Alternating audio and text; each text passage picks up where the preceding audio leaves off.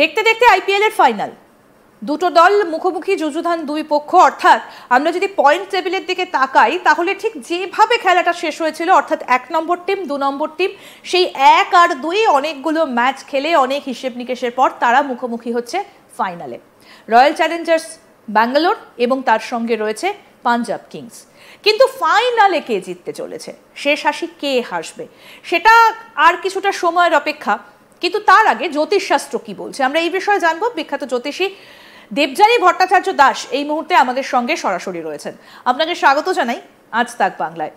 Final তো কে জিতবে তার জন্য তো আমাদের সময়ে আরো কিছুটা অপেক্ষা করতে হবে, কিন্তু জ্যোতিষশাস্ত্র কি বলছে, কে এগিয়ে রয়েছে, কোন টিম এগিয়ে?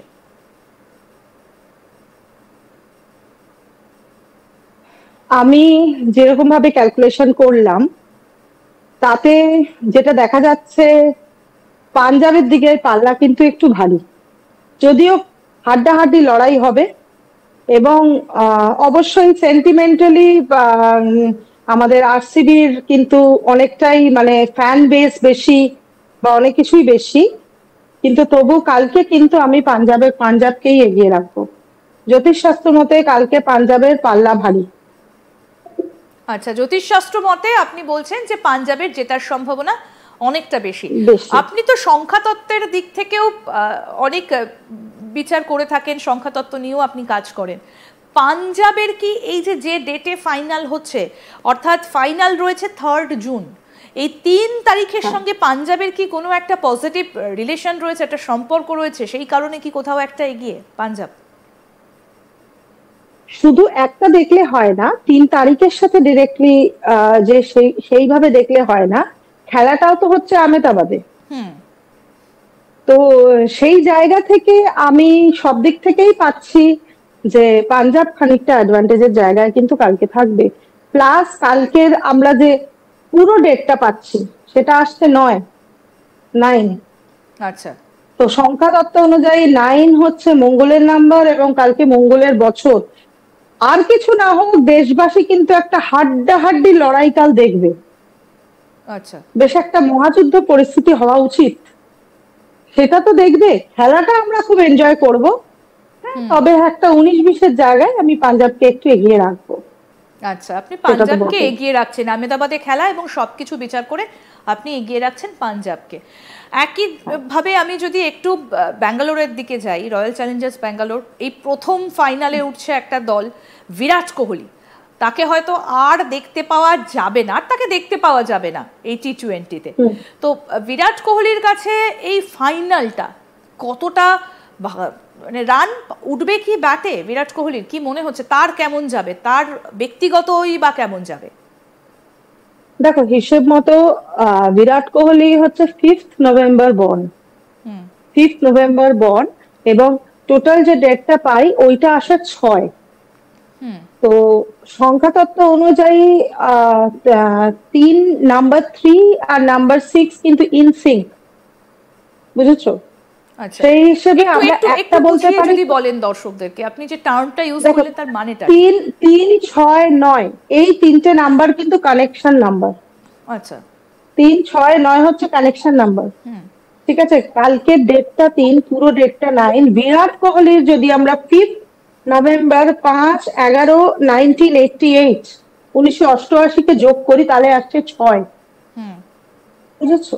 মানে আমরা এই ফুল ডেটটা কিভাবে পাই, ডেস্টিনি নাম্বারটা পাই হচ্ছে 5 প্লাস 11 1 প্লাস 1 5 6 7 7 1988 7 আর 8 9 10 11 12 13 14 15 16 17 আরো 8, পরপর দুটো 8 আবার আসছে। সুতরাং তাহলে আলটিমেটলি পাচ্ছি 33 মানে 3 3 6। সুতরাং বিরাট কোহলি কালকে ভালো পারফরমেন্স করবে, আচ্ছা সেইটাই এক্সপেক্টেড, কিন্তু সেঞ্চুরি হবে না। সেঞ্চুরি হবে না, পারফরমেন্স কালকে ভালো হবে, কিন্তু আবার 6-3-এর দেখো সবটা তো আমি সংখ্যাতত্ত্ব এখানে বোঝাতে পারছি না। হ্যাঁ, এই নাম্বার কম্বিনেশনে 6-3-এর আবার একটা ক্ল্যাশিং জায়গাও থাকে। সেই জায়গাটা দেখতে গেলে মানে মার্জিনাল নাম্বার যদি আমরা 100 কে ধরি, সেঞ্চুরি টাচ করতে পারবে না, কিন্তু কাল পারফরমেন্স ভালো হবে। বিরাট কোহলির এই যে 18 নম্বর জার্সি 18 সেটাও প্লাস করলে হচ্ছে 9, এই জার্সির পেছনেও কি সংখ্যাতত্ত্ব রয়েছে আসলে? সব জায়গাতেই তো তুমি নাম্বার যেখানেই লাগাবে সেখানেই তো সংখ্যাতত্ত্ব ফাংশন করতে আরম্ভ করবে। একে তো ন্যাচারালি একটা নাম্বার আমরা পাই, প্লাস তুমি যেখানেই নাম্বার পুট করবে সেখানেই তো নাম্বার কাজ করতে শুরু করবে।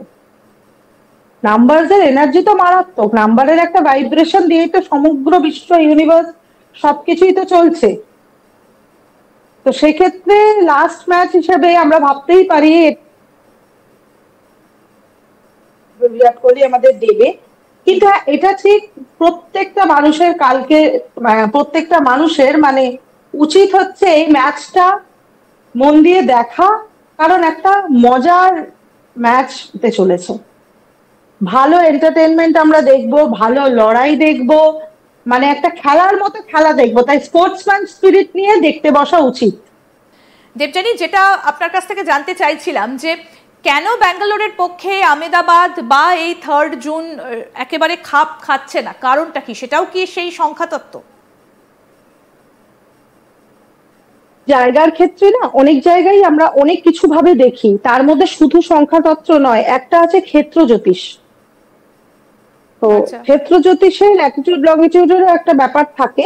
তো এত ডিপ ক্যালকুলেশনে গিয়ে তো কোনো লাভ নেই, কিন্তু অবশ্যই নর্থ ইন্ডিয়ান টিম কিন্তু একটু এগিয়ে থাকবে এবং তারা ভালো লড়াই দেবে।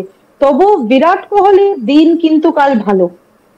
এবার অনেক সময় না একটা একা লোক খেলা বার করে নিয়ে চলে যায়, অনেক সময় একটা একা লোক খেলা বার করে নিয়ে চলে যাওয়ার ক্ষমতা রাখে। তাই সব সময় দেখো ইউনিভার্সে এমন এমন জিনিস ঘটে, এক্সেপশনটাই তো সব থেকে বেশি নর্মাল নাটকীয় হয়ে ওঠে। তো বিরাট কোহলির লাক কিন্তু কালকে ভালো। আচ্ছা, তো সেক্ষেত্রে বেশ অনেক জিনিস ভালো মানে আমরা দেখতে পাবো। আচ্ছা, অনেক কিছুই ভালো দেখতে পাবো। বিরাট কোহলির নাম্বার গুলো খুব ভালো রকম সংখ্যাতত্ত্বের দিক থেকে ভালো কিছু দেখাচ্ছে, যদিও পাঞ্জাব টিমকে আমি একটু এগিয়ে রাখছি। তো একটা লড়াই হোক, সম্ভাবনার জায়গা থেকে অবশ্যই পাঞ্জাবকে এগিয়ে রাখবো, তবে বিরাট কোহলি ভালো পারফরমেন্স করবে এবং সেই জায়গা থেকে কে বলতে পারে কাল বিরাট কোহলি হিরো। আচ্ছা, যেহেতু বিরাট কোহলিকে আর এভাবে দেখতে পাওয়া যাবে না টি-20 ম্যাচে, সেই কারণে বিরাট কোহলির ওপর তো অনেক প্রত্যাশা রয়েছে। উল্টো দিকে যদি আমরা পাঞ্জাবের দিকে তাকাই, দেবযানী, পাঞ্জাবে রয়েছেন শ্রেয়স আয়ার, তার কেমন যাবে এই ফাইনাল ম্যাচ? একটা অদ্ভুত নাম্বারের কানেকশন আছে বিরাট কোহলি আর শ্রেয়স আয়ারের মধ্যে। বিরাট কোহলির নাম্বার 5 আর 6, শ্রেয়স আয়ারের 6 আর 5। এটা কিন্তু খুব অদ্ভুত। মানে বিরাট কোহলি 5 নভেম্বর 1988, তাহলে ডেস্টিনি নাম্বার আসছে, আর শ্রেয়স আয়ারের ঠিক উল্টো, মানে 6 ডিসেম্বর, 6 হচ্ছে বার্থ নাম্বার, টোটাল ক্যালকুলেশন আসছে 5। বুঝতে পারছো লড়াইয়ের জায়গাটা? কিন্তু কালকে যেহেতু নাম্বার 3 আর 9 আসছে, নাম্বার 6 কে আমি এবারও একটু এগিয়ে রাখবো। আচ্ছা, শ্রেয়স কিন্তু ভালো পারফরমেন্স করবে করবে করবে মানে 3, 6, 9 সিংকে কিন্তু শ্রেয়স আয়ার বার্থ নাম্বার দিয়ে ঢুকছে। আচ্ছা, হ্যাঁ 6 ডিসেম্বর। বুঝেছো, শ্রেয়সের পারফরমেন্স কিন্তু কাল ভালো হওয়ার কথা। আচ্ছা, সেদিক থেকে মানে একেবারে শেয়ানে শেয়ানে টক্কর আপনি বলছেন? শেয়ানে শেয়ানে মানে দুজনেই 6-5 কম্বিনেশনের লোক। একজনের বার্থ নাম্বার 5, ডেস্টিনি নাম্বার হচ্ছে 6, আরেকজনের বার্থ নাম্বার 6, ডেস্টিনি নাম্বার 5। আচ্ছা, তো সবকিছু মিলিয়ে আর সেদিক থেকে যদি দেখো কাল কিন্তু বেশ সমানে সমানে শেয়ানে শেয়ানে লড়াই, হাড্ডাহাড্ডি লড়াই, আর ডেট পাচ্ছে 9। প্রচন্ড প্রচন্ড একটা এন্টারটেইনিং ম্যাচ হতে চলেছে। আচ্ছা, এই আহমেদাবাদ জায়গাটা কার ক্ষেত্রে বেশি লাকি, বিরাট কোহলি না শ্রেয়স আয়ার? আপনি বলছেন যে 6 আর 5 দুজনেরই এই নাম্বার দুটো রয়েছে, জ্যোতিষ শাস্ত্র মতে কি বলে? জায়গারও তো একটা ভ্যালু রয়েছে প্রত্যেকটা মানুষের সঙ্গে, যে কারো কোনো জায়গা মাহাত্মে আহমেদাবাদে যেহেতু ম্যাচ হচ্ছে, আমি বললাম না যে ক্ষেত্র জ্যোতিষের একটা ক্যালকুলেশন থাকে, তো শুধু নিউমেরোলজিটাই তো দেখলে আমাদের হবে না। তো সেক্ষেত্রে এই ক্ষেত্র জ্যোতিষ ক্ষেত্র জ্যোতিষ একটা লড়াই দেখাবে। আচ্ছা, ক্ষেত্র জ্যোতিষে আমরা একটা লড়াই আমেদাবাদে দেখব, সেটার জন্যই ওয়েট করব। এবার দুই দলে দুই হিরো একই ধরনের নাম্বার কম্বিনেশন। আচ্ছা, কিন্তু সবকিছুর মধ্যেও 19-20-এ 19-20 শ্রেয়স আয়ার একটু এগিয়ে, বিরাট কোহলির থেকে এগিয়ে যাবেন শ্রেয়স আয়ার। এবং ম্যাচটাও আপনি বলছেন যে পাঞ্জাবের দিকেই অনেকটা ভারী, পাঞ্জাবের দিকেই একটু মানে আপনার জ্যোতিষশাস্ত্র বলছে, যদিও আমরা জ্যোতিষশাস্ত্র নিয়ে আলোচনা করছি, খেলার রেজাল্ট তো একদম ম্যাচের পরে হবে। হ্যাঁ, এটা 6th মান্থ। আচ্ছা 6th মান্থ নাম্বার 6 এর জন্য লাকি।